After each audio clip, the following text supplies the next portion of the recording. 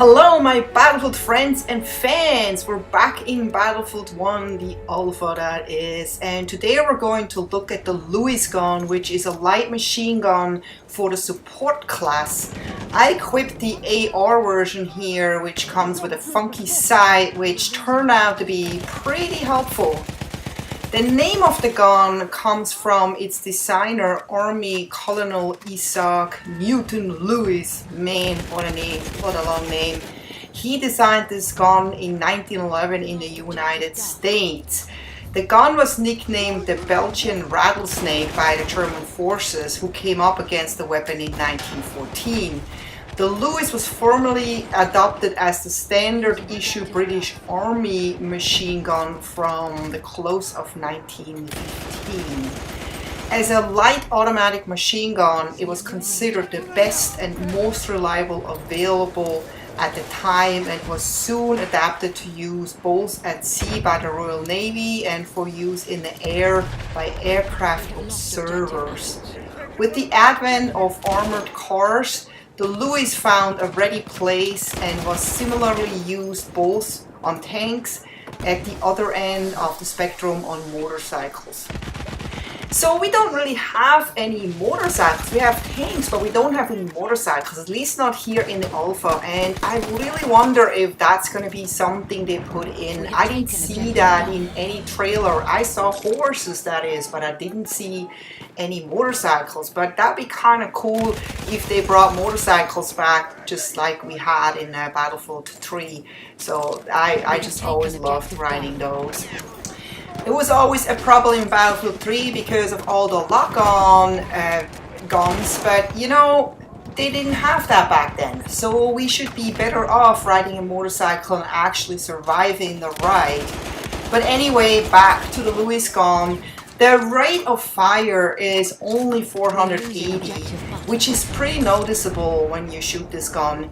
But you often win gunfights if you keep holding down the trigger, because it causes some pretty heavy suppression which throws off the enemy's aim most of the time. I've had so many situations where I was so sure that I'm gonna die because the enemy was shooting me pretty heavily and my health was really low and I was about ready to go, and my last couple of bullets, they just took them down. It's just keep holding the trigger down and it will work. But then on the other hand, you have to be careful because it's a machine gun, so you know, spraying and praying doesn't work as well with this gun unless someone is super close. Otherwise, it's better you pump, and then this gun can actually be surprisingly accurate. And look at what's happening here.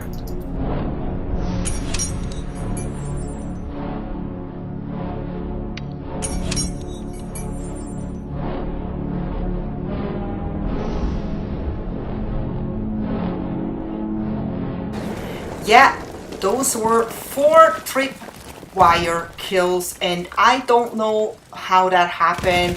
I actually wasn't even sure if I saw that correctly when it happened. I was like, okay, I'm so glad I recorded this because I have to see what really happened here. And indeed, I got 4 kills with my Tripwires, and I don't know if one Tripwire caused 4 kills or 2 Tripwires caused 4 kills. I think it was 2 Tripwires because there was 2 kills and a little pause and another 2 kills. So it must have been 2 Tripwires. The other day I actually had 3 Tripwire kills from 1 Tripwire. So those Tripwires are really effective and they're a lot of fun, and that's why in all the battlefields I just love playing the support class. But I usually play the support class only on close quarter because I like to be able to take out vehicles, and in the support class right now in the alpha there's really nothing you can do. I've never tried if the Tripwire actually takes out vehicles or not. I mean, that would be actually interesting to try. But in general, you know, you don't have anything powerful against the vehicle, and you basically just have to basically go into cover when you see a vehicle, because otherwise you're just dead.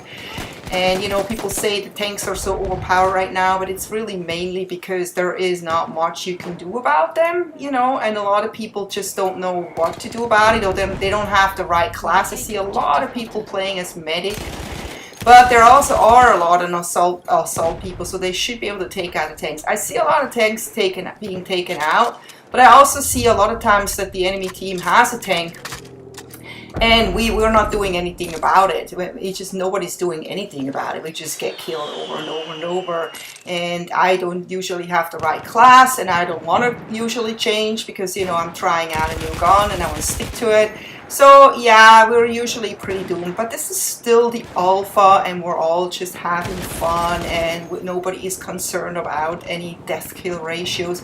Most of the time the scoreboard doesn't really actually work anyway, so it comes up like once in a while. It's pretty random. You can literally play like 6 matches and then maybe the scoreboard shows up at the end.